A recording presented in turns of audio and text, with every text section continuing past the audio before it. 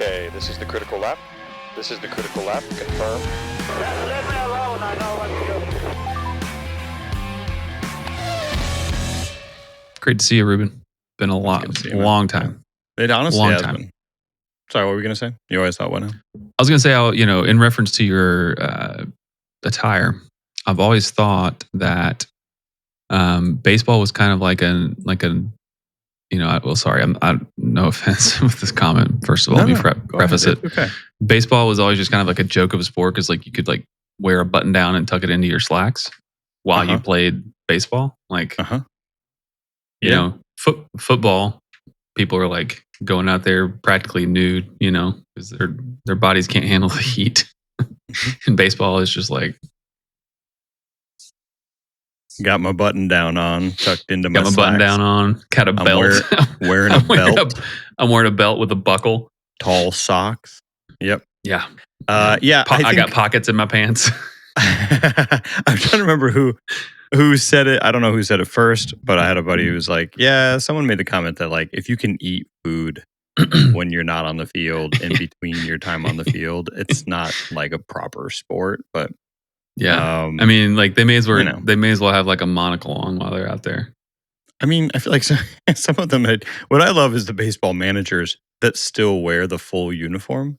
So they're just like a 64-year-old dude who's, got about 40, 50 pounds he doesn't need. And he's still got, looks like he's ready to go out there and play first base. Looks like he's a 4-year-old in an oversized T-shirt that they wear as a pajama shirt. Yeah. Does any other sport do that where the coach wears the exact same thing as the players? I don't think so. I mean, think about soccer. Yeah. They wear like think about suits soccer. The coach goes all formal. Like, hey, in any question, any difference of opinion, this guy's in charge. This guy, who's in charge. He's the one wearing a suit. Yeah. But that's just to show off so that every now and then when the ball comes their way, they can show off that even with like dress shoes on, they can still handle themselves. They can bend it like Beckham. They can with a pair of Cole Haans. Yeah. Those are Cole Haans, they are.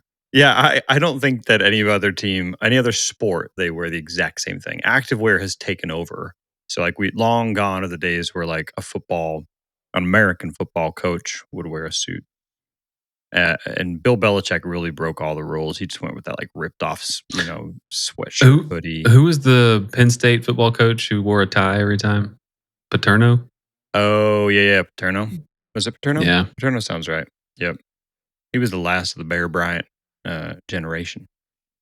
That's right. Could be wrong. Somebody, prove us wrong. If you're listening to this and you know of a coach that wears either a full suit or outside of professional soccer, that is, or that wears exactly the same thing as the players and it's not baseball, let us know. Throw it in the comments. Let us know. Now I really want to see a football coach wearing like full like pads and helmet, but he's got the clipboard, Should they make the F1 like engineering team, like everyone in the garage and on the pit wall wear exactly the same thing as the drivers? I mean, the guys on the pit crew are close, right? They have to have like flame retardant suits. They have to have helmets, eye protection of some sort. Yeah. But yeah, imagine just like sitting in a folding chair in just the absolute like swamp suit of a driver's suit that you have to wear in the car. And you're just like sitting there waiting on something. Flame retardant undies. Yeah. Right. I mean, please, protect yourself, protect your intimates for sure. Yeah, exactly. But I feel like that would be just like I lost a bet, so I'm wearing 2 layers of flame retarding, fabrics. Right. In Singapore. Yeah. And I'm Toto Wolff. I think that's the kind of FIA regulations we all want to see. When the FIA comes out with like a new rule or a new thing, and sometimes it makes you feel like they're trying to reduce some of the fun on track. It'd be fun if they just came out like trying to keep a straight face. And they're like, okay, from now on, everybody in the garage has to wear the driver's suit. And just for safety. Speaking of Toto Wolff and things to wear, there was an article, I forget if it was the Wall Street Journal or one of the American, more well-circulated. Friend of the pod sent me the article, by the way. Okay. Shout out friend of the pod. Yeah. Hope it's okay to name names here. Anyway, Toto Wolff apparently, when he visits his Italian tailor to get all of his shirts custom made, of course he has a specific distance between his buttons and he referenced it in centimeters. Yeah. And you know why? Do you know why? And this is all Toto's. This is like quote Toto. This is I absolutely quote, love this, unquote. and I think I speak for our listeners when I say they do as well. No, I don't know why. Why does he have to have a certain number of centimeters? Because he likes to keep this button unbuttoned, but he You- doesn't you- want to Daniel's look like now demonstrating the second button unbuttoned. the second button, not the first one. The Not second, the one. first one. First one open. Now he wants to keep the second button open. He wants to keep the second button open, but in his words, he does not want to look like quote an Italian gigolo. Oh. And he told that to his Italian shirt maker, his Italian tailor. That's right. First of all, He probably went to an Italian tailor who specialized. Tell me you have money without telling me you have money. You're like, I dictate in centimeters the distance between my button. Yeah. On my custom made shirt. Like I go to Milan to my Italian tailor and I'm like, hey, let me share my spec sheet with you. Right. No. Not for the W14 Mercedes car or whatever number we're on. No. Button distance. For my Oxfords. That is almost an unbelievable story. But if you know anything about Toto Wolff, it feels very believable. Yeah. Who else in the paddock besides Toto Wolff would have his shirts custom tailored? Like prominent. I mean, Zach Brown, maybe. You know, he could probably get away with something like that. Zach Brown kind of looks like he grabs like a polo shirt out of like his local Dick's Sporting Goods. Maybe. Over. Maybe. Do they have Dick's Sporting Goods? Or maybe Zach Brown has his like own size of the McLaren racing polo, like the kit polo. What are you trying to say, Daniel? I mean, he's special size. He's a burly American dude. He's not going to fit in the driver. Listen, outfit. I can't put a medium. I can't put a medium on. A medium. No, I can put a medium. Is yep. I mean, it is not looking okay. It's not looking even remotely Not good. if I'm going to breathe as well, right? Yeah, or maintain any sense of dignity in public or private. Yeah, no judgment, ZB. That's okay. Well, so I could see Zach Brown getting some custom made stuff. And he dresses very well at times. Like you see him in different events, different scenarios. He's not always in the papaya polo, you know? Right. So I feel like he's got the budget. He's probably got the connections, right? I don't think you can just like Google, you know, prominent Italian tailor and then find one that you can actually tell him like, hey, it's 3.7 centimeters or I don't know, 8.2, whatever it is between my buttons, please. Yeah, prominent Italian tailors feel like prominent lawyers. Like you can't find their advertisements anywhere, but somehow they're still making a ton of money, just like word of mouth. They're doing just fine. Right? You only learn their names at like a fancy party that neither of us will ever be invited to. Right? I mean, let's be honest. Well, I mean, first of all, you don't need any gap adjustments on your buttons. They look fantastic, Daniel. Oh yeah, you're all right. Okay. Thank you. I'm wearing a baseball jersey. I mean, hence all the conversation here around jerseys. I don't know, what made me want to wear these other than it's summertime here in the U.S. and I'm feeling the baseball fever. I did put a Haas hat on to kind of bring the royal blue in, together. I mean, tis the season, right? Like tis the season. You're not watching any Formula One. There's no race at happening. the moment. Yeah. Listen, we've talked about this before. The summer break, at least they call it a summer break, right? When you get to August, like it's coming. You kind of prepare yourself mentally, spend time with your family, pursue other hobbies. It's the other 2 and 3 week breaks throughout the season that are particularly brutal because you're not really prepared for them. in my opinion, a 2 or 3 right. week This one you're sort of like, yeah, there's a big lull. Yeah, what am I? Especially right off the tail end of Nico Hulkenberg getting his first podium. Oh, man, what? You can't stop you can't ice a driver, right? When he's on a roll. Totally got iced, for sure. I mean, they iced the fan base as well. Yeah, like we're all pumped. I still have my German scarf behind me just because Hulkenberg. We still don't deserve that guy. I don't even think we talked about the fact that they gave him I think we talked a little bit about the Lego trophy, but it is confirmed they gave him a Lego trophy. And I want to be mad about that. I think it's okay for us all to be mad about that. But Nico Hulkenberg just just embraced it. What an absolute boss. What a class act is what Nico Hulkenberg is. But what I think is happening here is the universe. I mean, we talked about the universe the last episode where Nico Hulkenberg makes it onto a podium and he boops. Like, you push your finger into a balloon like that. Pressure is there's a reaction where it expands somewhere else. Christian Horner got booped out of the F1 universe because Nico Hulkenberg made it onto a podium. That's in the words there's no of the two ways about Westerns, it. No, this town ain't big enough for the two of us. Exactly. So what I think can't hold them both. The universe is telling us as well is like, don't worry, guys. He's getting a fake trophy this time, but next time it's going to be a good trophy, which means there's a next time for Nico Hulkenberg. I listen. That's one of the big plot lines that a lot of people are following this week. Is can Sauber continue to battle hard in the midfield?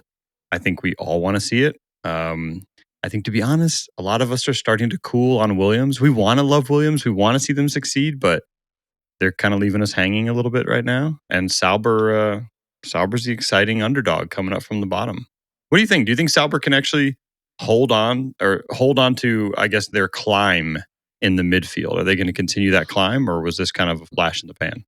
Look, I'm a believer in momentum, and ever since Matteo Binotto made it into that team, there seem to have been changes that have sort of continued speeding up the flywheel of success.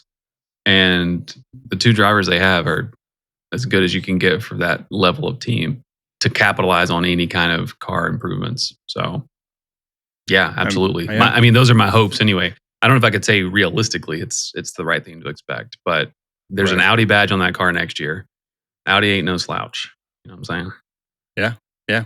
Well, I do remember seeing, I don't know that anything ever came of it. I remember at the very first race or maybe it was preseason testing, they were calling out, as they do, they just were looking for talking points. So they were walking around the garage calling out things, and they called out that Kick Sauber was trying a couple of new kind of odd aerodynamic little wings and things underneath like the wing mirrors and things like that. And they were calling it out, and they sort of made a comment along the along the lines of, when you're at the back of the field, there's nothing really to stop you from messing around with interesting things that might benefit you on the next season, because it's not like it's going to hurt you at all. Talk about free wind tunnel time, right? Just build a I think gap, they literally call that nothing to lose, air. Right? Like, So, and then it but I remember thinking, wouldn't that be funny if all the rest of because they were also talking about how other teams probably weren't going to invest. A lot of them were just going to coast out the last season and go into the 2026 regulations. And I thought, man, wouldn't that be funny if Kick Sauber found some really cool stuff for this car and suddenly it was competitive while everybody else coasted to the end. I don't think I'm a prophet, but I think it's safe to say that I basically called this rise of Sauber. Okay. All hail the wise and powerful Ruben. Yeah, I honestly, I don't know why you guys didn't see that coming, but the wise and critical Ruben and his wise and critical Ruben predictions. That's why they do call us the Critical Lap, and you have joined us on the Critical Lap. So, by the way, that's who we are, and that's where you are. If you joined us and if you listened this far, I presume you know what you got yourself in for. But if you're a newcomer, thanks for listening. Welcome to the Critical Lap. If you've accidentally stumbled upon this, my apologies. Yeah, you're like, I just came here for Tailor advice on my buttons. I've been trying to go with 1 button, 2 button open. Yeah. You've come almost to the right place. Are you going to put the number of your Italian tailor in the info at the bottom? No, are we pointing at the bottom? I literally enter it into people's phones at parties when they ask me. Yeah. He doesn't like that. As you should. Yeah. Well, we're kind of mid break here. We're coming up on Spa, coming up on the Belgian Grand Prix in 6 days. The crown jewel of the season, if you ask me. A lot of people love Spa. We haven't talked a whole lot about it. We had a question a while back about tire strategy from Racing Blind. He kind of commented back when Max had his seeing red moment and a little bit of a crash back in the Spanish Grand Prix. He commented on the tire strategy that's unique for Spa, but otherwise I hadn't given a lot of thought. I've been so focused on Silverstone and other races. But yeah, Spa's a big one. One of the driver Spa's favorites. Huge. Driver favorite also. Tricky. It's a tricky track. Preseason, we were talking about track shapes. And I remember you said how many tracks look like submachine guns? I was like, you know what? I've never thought about that. Which is a lie, because let's be honest, who doesn't look for Who no doesn't gun see a shapes in their gun when they tracks? see the circuit? You know. Right? Yeah. And I didn't know the belt. I mean, it's just an American thing that we're like. I mean, who doesn't see a machine gun when they look at one track?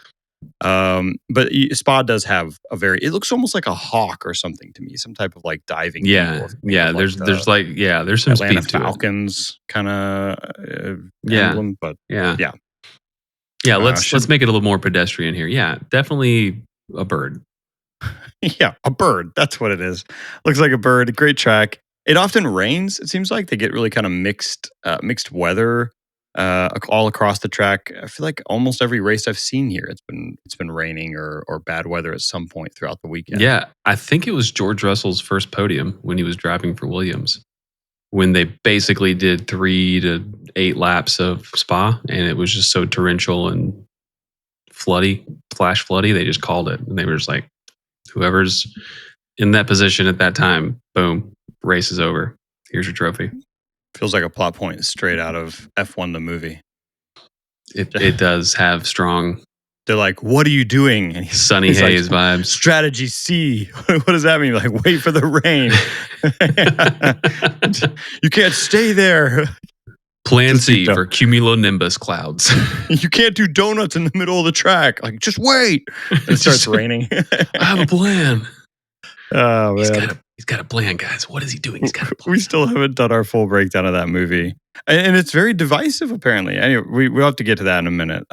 Yeah, Spa should be fun. We got a sprint race coming up, so we'll have a sprint race on Saturday, and then a full race, which always makes it even crazier because they only get one practice session. So that'll be really interesting to see as well. Coming off what a really big break, 3-week break. Coming back in, I know Ferrari brought some updates to the Silverstone Grand Prix and was hoping to continue testing those. There's been a lot of talk about McLaren and their front suspension, how Norris has taken the new adjustments to the front suspension, but Piastri hasn't. I think we're all kind of grasping at straws for finding, or not straws, but grasping for any detail we can to distinguish between Piastri and Norris and why there might be this kind of back and forth. So yeah, it'll be interesting to kind of see these cars get back on track. I would guess that they, if it doesn't rain, it might still be interesting just because they're all coming off of Silverstone with rain, and they didn't get a really clean dry test of a lot of those new upgrades that they brought.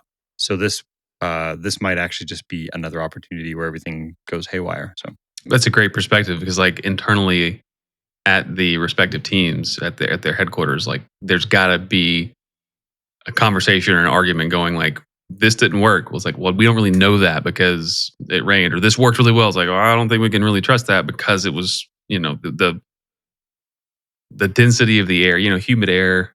Right. I don't want to mention laminate or flow again, but well, you don't even have. We all know. We know density of air. Yeah. Density of air affects the way a lot of changes. Yeah. Downforce and lift happens, or the downforce and lift. And you got to imagine if you bring a bunch of upgrades and then it rains, it kind of messes up your whole plan, because you're not testing these things in a wind tunnel dumping rain on these cars. At least I'm assuming they're not. Maybe that's what they mean by fancy tunnel. But otherwise, yeah, you're just testing these in dry conditions. Kimi Antonelli crashed out. I know Mercedes was hoping that they were going to have a big weekend in Silverstone, and it just didn't really pan out for them. So yeah, but wasn't that a collision? Didn't Hadjar run into the back of him or something like that? Yeah, for Kimi. And then George Russell with the weird tire strategy where he went out a little early on those slicks and had a pretty bad spin. So I think it'll be interesting to see whether Mercedes and a couple of those Mercedes, Ferrari, how those shake out if we get dry conditions and they get a little bit more of the normal driving conditions that they were probably hoping for when they brought some upgrades to the car.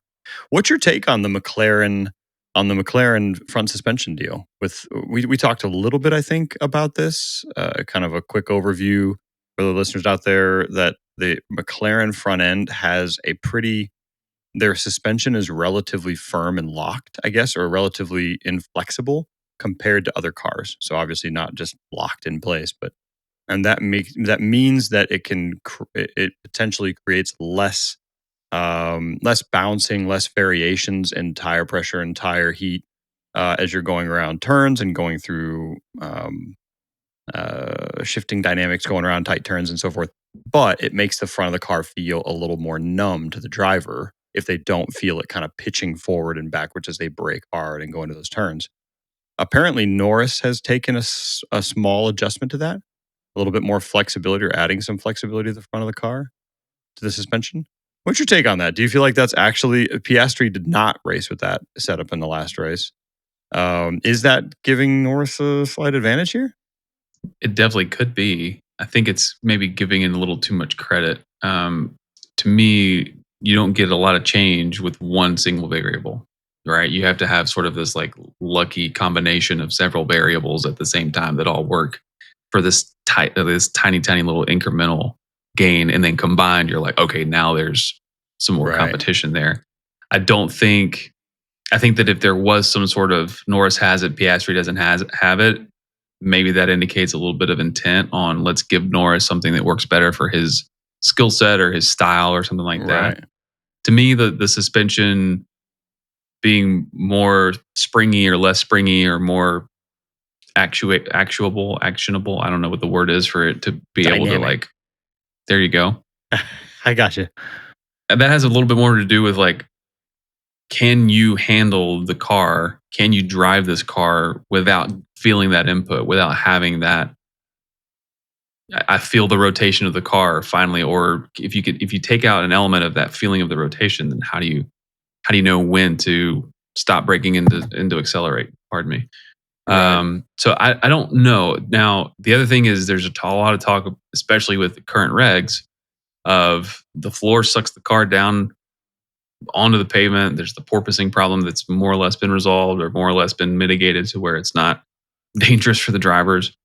Right. But the car rides so low that the suspension is basically doing nothing at that point, and then you just the drivers get beat to death basically throughout the whole race. So just too jarring as they go. Yeah. Too. It's like it's too traumatic to your body, to the driver's body. So the older drivers have a harder time. The younger drivers are a little bit, still made out of rubber kind of thing. To me, Norris and Piastri, they're probably just like, yeah, turn it up. I don't care. Like I could probably handle a little bit more of that. No big deal. Or I've trained for it somehow, or I've gone from a 6% body fat to 7% body fat, and somehow I don't know. Like it could be that precise. A little more padding, but to me, less suspension means more difficult to drive. Period. So. I don't know. Now, next year, you're going to have a lot more up and down in the car because that floor,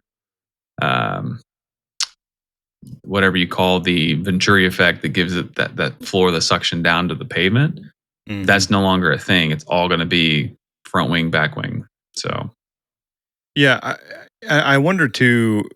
It's always so easy to armchair quarterback this. It's the equivalent. Monday morning drive this. Monday morning pilot. Monday morning driver. Pilot this. It's really easy to do that, right? And if they don't make the change, so if Norris starts winning more and more, we'll all say, no pun intended, well, Piastri was inflexible. He wasn't able to adjust. He wasn't able to take the adjustment.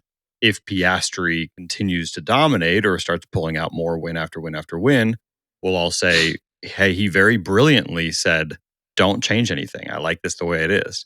And if you look at his performance this year, it is tough to see why he would be interested in a change, right? He's doing great. Even on the races where he doesn't win, he's coming in second.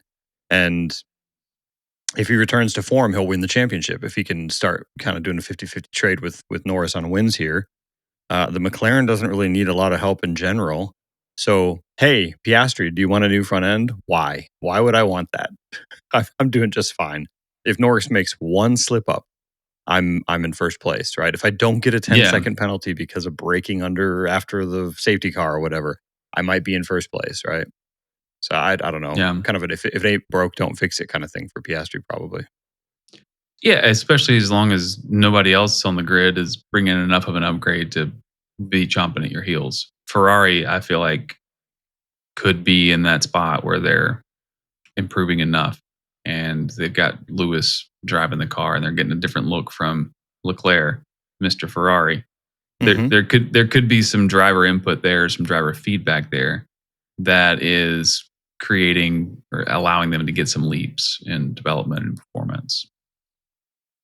Yeah, I guess we'll see. I've we've talked about this a little bit. I'm enough of a bandwagoneer here where I joined back in the Drive to Survive days, and then I've kind of picked it up. If you are under the age of 25 and you like the NFL, you probably feel the same way about the Dallas Cowboys. People keep trying to tell you that they're good, and you're like, yeah, show me. Like, I've seen Leclerc win a race or two here and there, usually Monaco. I mean, he's obviously got some crazy pace, but it's a little bit like if you joined just this year to Formula One, you're like, okay, what are all the big names? People like Max Verstappen, guys just dominant. You, at this point in the season, your takeaway would be, yeah, he's really good, but like, I mean, good enough for like third sometimes, Yeah. He's a little washed up, maybe. fourth. I don't know. Yeah. Or like Red Bull. So, I guess they don't know how to make cars, do they? Like, if you were here 2 seasons ago, they just fired their coach. I mean, what's going on? Yeah. You must not be doing a good job. Yeah.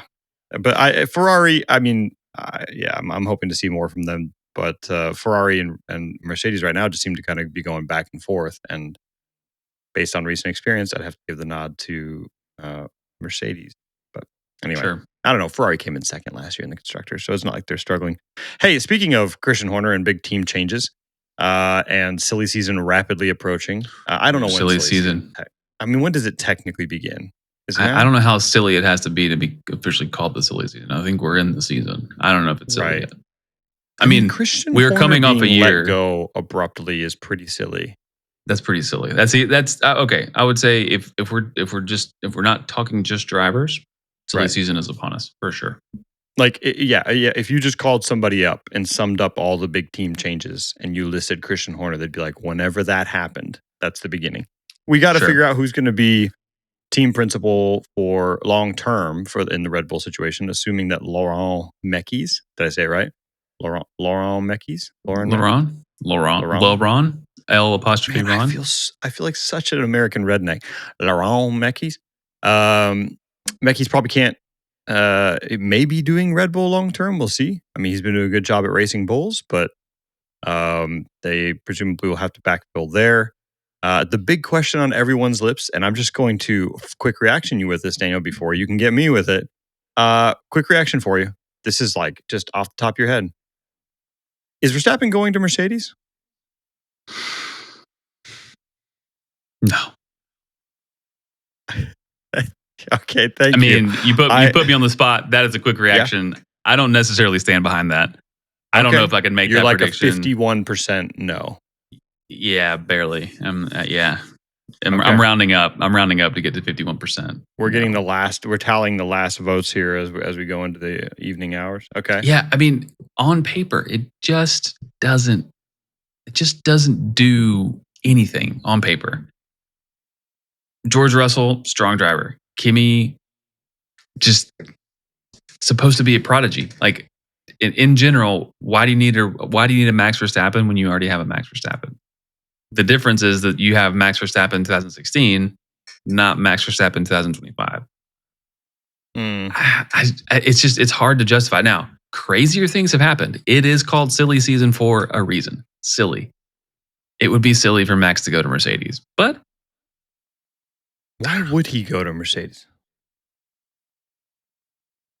I mean, that's what I keep going back and forth on. Like, we went through this. Go to Mercedes. We went through all the logic an episode or two ago. I mean, Max and silly season, that's kind of been the thing this year, right? We don't have a Lewis Hamilton to Ferrari kind of news bite that we can just process all throughout the year. I'm like, I don't know what's going to happen, Right. Max would probably like to go to Mercedes next year because Mercedes has proven that new regulations are good for them. They can do pretty well in new regulations, especially ones that have power unit changes. Okay. The 2021 season or whatever season was the new regs that we're in right now. Yep. Okay, 2022. That was without the weird like no side pod situation and the weird, I think we've talked about like the mistake that they made in the wind tunnel with the abrasive tape on the treadmill couldn't go fast enough to simulate the straights at high speed. So they didn't catch the porpoising problem without the pods. So without small things like that, and if it's it is definitely going to be a power unit dependent regulations period. That I think drives or makes Mercedes seem like a better place to go for any driver. So Max I should hear be that. like, hey, that's going to set me up for the best chance for success Sure. in the new regs. But from Mercedes' perspective, does Mercedes extend a real offer? I think Toto is in the catbird seat. I think Toto's like, yeah, we're going to have the best car next year. Don't worry. We are Mercedes. We're not going anywhere. We've had a rough time, and for that reason, we are placing all our bets on the new regs. Don't worry, we're going to come correct. Any driver would be lucky to be here. Okay, I do want to unpack that. Hold on, did you say the catbird seat? The catbird seat. Basically, Okay. It's just a position of leverage and lots of options. Okay. I think maybe Like we cat should. with a If bird. only the legendary Chris P could give us a little like in-flight catbird seat. All right, so then I guess my follow-up quick reaction. Here we go. Why did the Toto catbird seat is an idiomatic phrase used to describe an enviable position, often in terms of having the upper hand or greater advantage. Boom. Okay, that's like a cat with a bird then? I have no idea what a catbird is. The gray catbird. We've almost answered it. Dumatella carolinensis. There you go. The catbird. Well, there you go. Well, the other consideration here is, I guess, why go to Mercedes? Because Ferrari's full, McLaren's full, Red Bull's bad, full. right? Ferrari's full.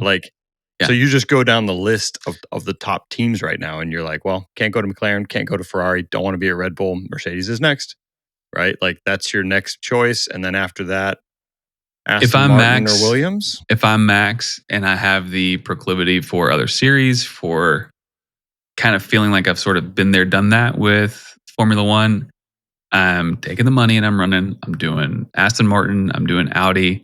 I'm doing something that is maybe even Cadillac. I mean, if Christian Horner knocks on Cadillac's door and they don't take him in and say, right this way, sir, how can we help you? Crazy. So what if there's just this American migration?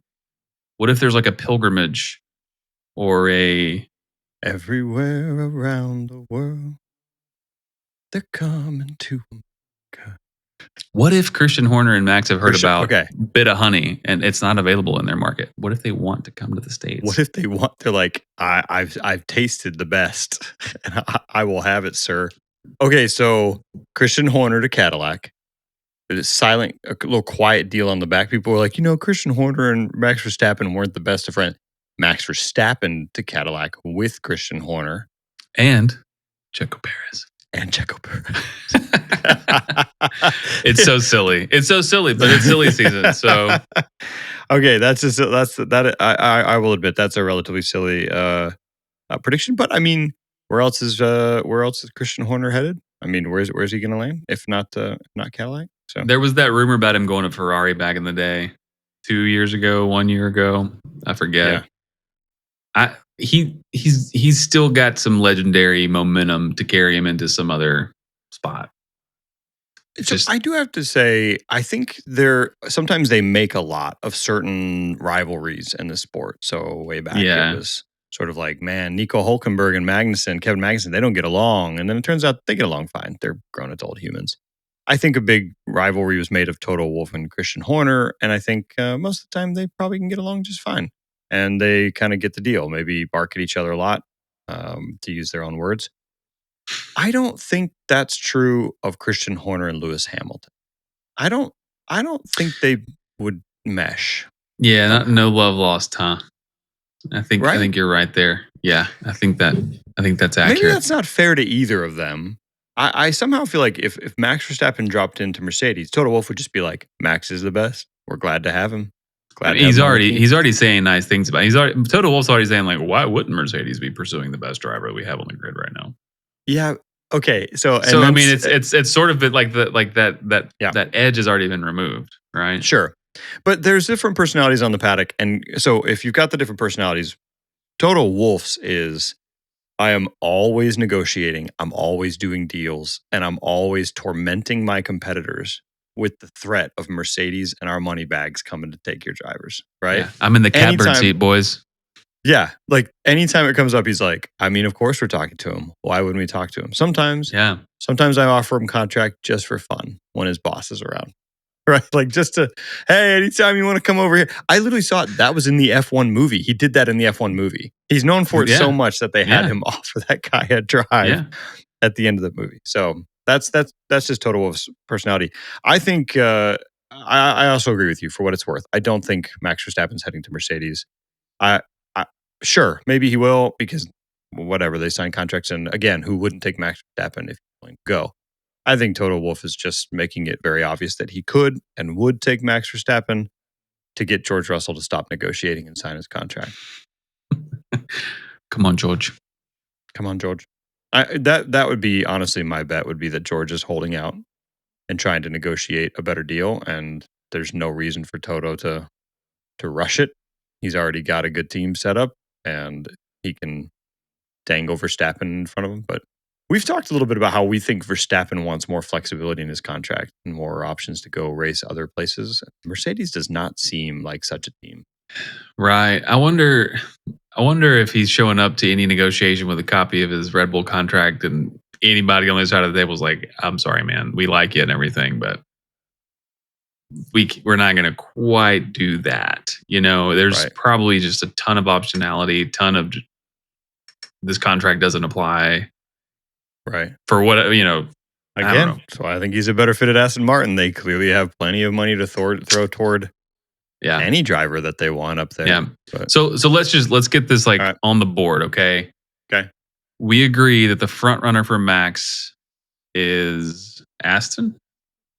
I know it's a boring prediction. That's still my prediction. If I'm going to take one hot take, bad or good, for the season, it's that Max Verstappen, he's being courted by many teams, but Aston Martin has Daddy Stroll has already told Lance Stroll, if I can get Max Verstappen, you're out. And that's why Lance is pissed and frustrated all the time, because he's already been told he's losing his seat and he was ahead in the points for a while. And I think he's already kind of losing his pep a little bit. I mean, I don't know why that's surprising, right? Like, Toto Wolff has already admitted that why wouldn't they take somebody like Max Verstappen? Yeah. Right? He's already put two really good drivers on notice. The fact that all the other team leads haven't just said that out loud, right? Like, go through the list. Why wouldn't McLaren say that? They don't need him. They've got two really good drivers. So they have no reason to say, of course, we would try to go get Max, right? Why wouldn't Ferrari say that? Because they have two really good drivers. They have no need to try to go get Max. Why wouldn't Aston Martin say that? Because you can't imply that you might let your son go. But I think he already knows. So that's my big hot take. I think Max Verstappen will go to Aston Martin, and Lance Stroll, at long last, will have to go out on the open market or be a backup driver. That's Lance on the streets, huh? I think he'd be a highly paid backup driver. But I don't know. Is that may be a hot take, but I feel like that's no. It's not a hot take to say that Max Verstappen might go to Aston Martin. That's been thrown around for a while. I just don't think he's going to Mercedes. So Aston's the front runner, because I agree with you on the Stroll thing. Aston's the front runner. Who's in second place? Where does he go next? If somehow Lance is like, no, I'm staying. Oof. I mean, it might be Audi. I don't think it's Williams. I don't think anybody will touch Alpine if they can possibly avoid it right now. Why would you go to Alpine? Poor Alpine. There's no way. I don't think he'd go to Alpine. I don't think Cadillac has got enough sway. It's kind of embarrassing still to go to Haas. No offense, and I'm wearing a Haas hat, so don't burn me at stake. But it's a little embarrassing. America. A little embarrassing to go to Haas. I think people have to assume it'll be embarrassing to go to Cadillac until Cadillac proves themselves otherwise. No one wants to go to Alpine. Williams already has 2 good drivers. I mean, they'd pick up Verstappen, but they can't afford Verstappen. Not going to want to go to Williams. So yeah, I think for me it's Aston Martin and then Audi. I'm with that 100%. Let's pretend he does though. You've already suggested George loses his seat if he goes to Mercedes. I actually think Kimi loses the seat if he goes to Mercedes. But let's assume George loses his seat. Where does George fall out? Well, I think there's just as much of a conundrum of where does Max land as there is what happens to Max's seat when he departs Red Bull. I don't want to say that George Russell fills that seat automatically, but if I'm George and I just got booped from the arguably the best team of the last 10 years, right? If you just run the stats better than, the more dominant team of the last 10 years, the number 2 most dominant team of the last 10 years is probably not a bad place to land. It's a bet. It's a big gamble for a new power unit and all this kind of stuff. But aerodynamics aren't going to be a non-issue. They're going to be a big issue, and Red Bull has been known. Granted, Adrian Newey's somewhere else. We know that. But still, I mean, the car hasn't just completely gone away. Sorry, that was my dog. It's all right. Shake. Yeah, I think you're right about that. There's not a reason why George couldn't go there. I also I don't think there's really like an option being floated or discussed around there, but I miss seeing Carlos Sainz being competitive. And I don't know that moving him to a Red Bull would be competitive, but there's an interesting conversation to be had about when Carlos gets bounced back out again out of Williams, or maybe he's losing a lot of cred. That's a question right there. Is Carlos losing cred down in Williams with bad performance after bad performance? I think Carlos he's had some bad performance. I think most of all, he's had some bad luck. To be honest, it's so circumstantial. It's so out of his control. It's the car needs to be retired. All this kind of stuff. I mean, it's hard to blame. Yeah, it's hard to blame Carlos for anything that's happened this year, especially considering you need some time for your driving style to adapt to the kind of car that you're in. And for all we know, he's not trying to adapt to that car. For all we know, he knows that a different, lower downforce, bouncier car or springier car is coming. And I don't know how that's going to affect competition. It seems sort of counterproductive for the FIA to take away the downforce piece that reduces the dirty air. That'll, the way that we got better following and better overtaking in these regs is that not all the downforce was produced by a wing just sticking out somewhere, creating a bunch of wingtip vortex that's disrupting the air, that's robbing downforce from the car behind you. So I wonder if the FIA is just like, well, look, the requirements for the shapes of the wings are such that whatever we've sort of what's the pedestrian word for castrate? I feel like they've sort of castrated the power units by forcing all these different bits and bobs to work together. They've put a governor on them. Good day, governor. Isn't that the car term for limiting speed? Yeah, a governor limited speed, but I don't think it's quite a speed limiting device. I think it's just they're forcing this spec onto the power unit that just cannot max out on the tracks that we race around or that these cars race around. So maybe drivers are just thinking, you know what, we're still the field's going to continue getting tighter and tighter, and it's really going to come down more to driver skill. I hate to say that though, because it's kind of starting to sound like IndyCar, to be honest. That's a hot take. That's a shot fired almost. It is. It's a shot across the bow of the FIA. Listen, they sort of field tested the idea of V10s. I think everyone's about it, but I think in practice it's not possible. I would be surprised if V10s don't come back into the picture the next set of regs. Or at some point, whenever the team, think about how much you're lightening the load, lightening the burden of development on these teams. If you're just like, you know what, forget the MKU, GPU, C3PO, whatever. Yeah. Like you're going to harvest the brake. You're Big going to engine, harvest go fast. Yeah, let's just kind of go back to basics here. Let's go. There's no replacement for displacement. How about one of those, right? V10 in it. It's going to sound better. Crowds are going to love it. And just focus on racing. Focus on building a really great car. Focus on other things other than like this this level of complexity transfer, that's not really doing it for us, you know? Not really doing it for you, and potentially keeping other teams out and limiting other teams' ability to keep up. Yeah. No, I think there's something to be said for that. I mean, that's generally also, I'm not trying to get myself in trouble here, but generally speaking, a lot of the new movements too that are sort of, they're wrapped in this idea of creating cars that are more environmentally friendly, or creating a sport that is somehow more environmentally friendly. You know that making broad statements here, when you add that much complexity increases cost and increases waste and increases a lot of things. So when you start putting that level of complexity into 20 cars on the grid with extra batteries and extra all the research that has to go into that and all the extra materials that have to be made, I don't think it's a hard argument to be made that you'd be better off just to put a V10 engine in it, put a little more fuel through it. But, hey, that, and I don't think that you need the. I ain't a scientist.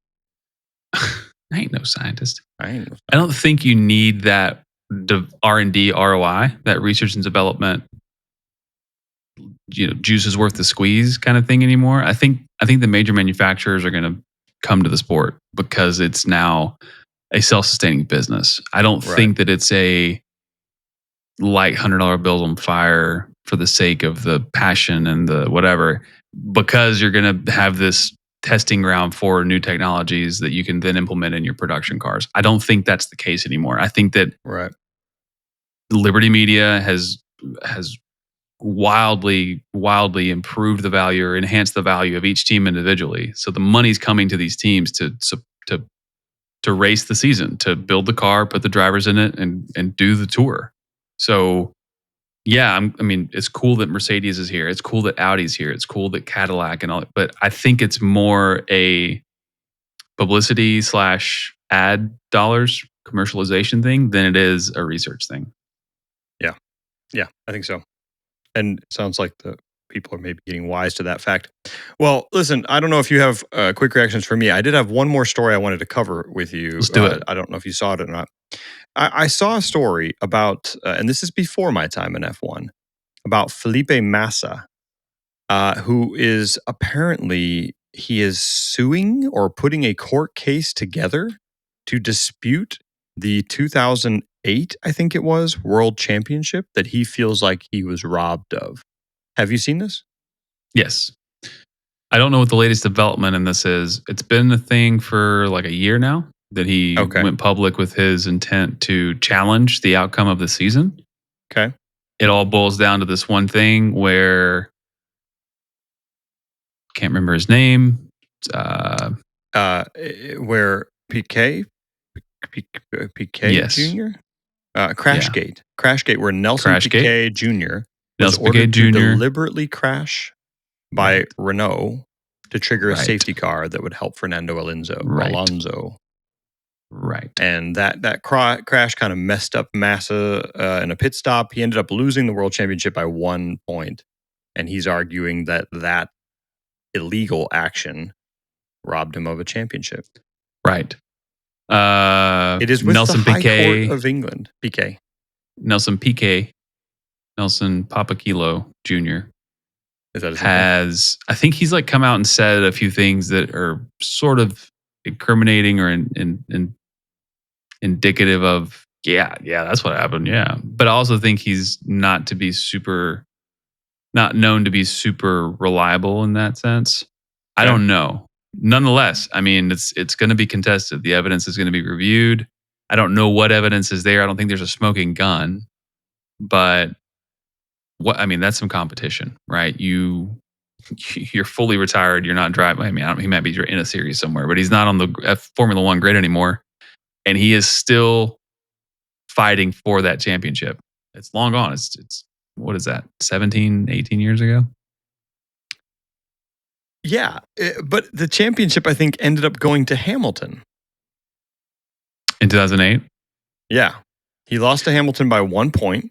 And had he not botched the pit stop because of the crash that was ordered and was illegal, he would have had more points and he would have ended up winning the championship instead of Lewis Hamilton, which is ironic because if by some miracle this goes through the quote unquote High Court of England, English listeners, hey, help us out. Is it like your Supreme Court? Yes, or like the court of barons and baronesses. Yes, lords and barons, I think it is. There you go. Quite right. So it's going through the High Court. Quite right, George. United Kingdom's High Court for October. So we're going to be getting some type of review of this fall. So you're saying there's a SCOTUS. It's like a SCOTUS in Britain? It's like a SCOTUS. That's right. English SCOTUS. And it's where they wear them wigs. They got them long white wigs with curls. They wear them wigs. They shout at each other. I've seen them at it. And these old white wig dudes, they're going to decide who wins the championship. That's right. They gonna make a call about something they don't even know about. That ain't right. That's the rumor. My question for you, Tailor, is if they decide in favor of him, and they overturn that championship and they say you're right, we should reinstate points. He will take a championship away from Lewis Hamilton. And it's not even a question at that point of if, it's how quickly will Lewis Hamilton file a lawsuit for the 2021 championship that he lost because of inappropriate safety car procedures. Listen, if there's anything that I learned in the last 3 weeks of Formula One is that there must be balance in the universe. There must be. So either there has to be balance in the universe. The Formula One universe will be in equilibrium at all times, no matter what. So I don't know. I think one way or the other, Lewis Hamilton's going to have 7 championships by the end of this fall.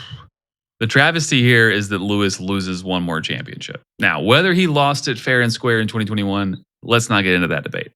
But the travesty here is that it was his to lose and he lost it. But if someone comes in, someone side doors him and comes in and swipes his 2008 championship, holy smokes, Batman. No, listen, I think at this point, there should just be a statute of limitations. Lewis Hamilton does not need to be awake at night, staring at the ceiling, wondering if he's going to go from a 7 to a 6-time world champion. Yeah. I'm sorry. That is totally unfair. That is not right. I'm sorry. Yeah. Game's over. I agree in the sense that I've always said that Max Verstappen is a 4-time champion and Lewis Hamilton is also an 8-time champion. They should just, the way that went down, it's like only one person's a champion, but we all saw that. And the outcome of that race, you're like, but we all kind of know who had that one in the bag until you guys messed that up. But regardless, I agree with you. I just can't imagine if Massa wins that court case, they're going to come in to talk to Lewis Hamilton and be like, hey, I got good news and bad news. The good news is you can level a lawsuit and get your 2021 championship, probably. The good news is we now have precedent. The bad news is you lost a championship and you're going to have to go fight to get the other one back. Yeah. All right. Well, on that bombshell, any quick reactions for me? I forgot all my quick reactions. I'm seeing red. I'm in a red mist right now. Yeah. Do not steal a championship from Lewis, please. That's right. Please. Now, it would give us some really fun off-season if every off-season was just lawsuits and court battles that we all got to watch of drivers arguing about who should have won the championship. Talk about an interesting drive to survive every year. Every single year. If Lords and Barons. If Drive to Survive, the Lords and Barons edition. Another championship, then he'll have one less championship. That's the worst Will Buxton impression ever, but I wasn't ready. All right. On that note, it was actually a pretty solid route. You should give yourself credit. Thank you. The words were there. The accent was not. Hey, thank you for joining us on the Critical Lap. We do have Spa coming up in a few days' time, so hopefully you are prepared for an epic sprint. What am I saying? If you're listening to a Formula One podcast, you are ready for some racing this weekend. So yeah. I hope you have your weekend plans lined up properly. You've got your windows open to watch some sprint race followed by a great race. And thank you for listening to the Critical Lap. Thanks as always to the legendary pit wall producer Chris P. And if you would do us a favor and like, subscribe, send to a friend, share with a friend, add a comment. Comments are great. Love to hear what you guys are thinking about and what your perspective is on. Let all us the silly know, season like, that's if you've got a good Tailor in Italy who doesn't mind, adjusting the space between your buttons. Yeah. Let us know. Or how about this? Let us know if you've ever thought, I really wish these buttons were a different distance apart. And we'll There's see you an next entire time. Seinfeld episode about this, by the way. And we'll see you next time. I'm sure there is. We'll see you on the Critical Lap next time. Later.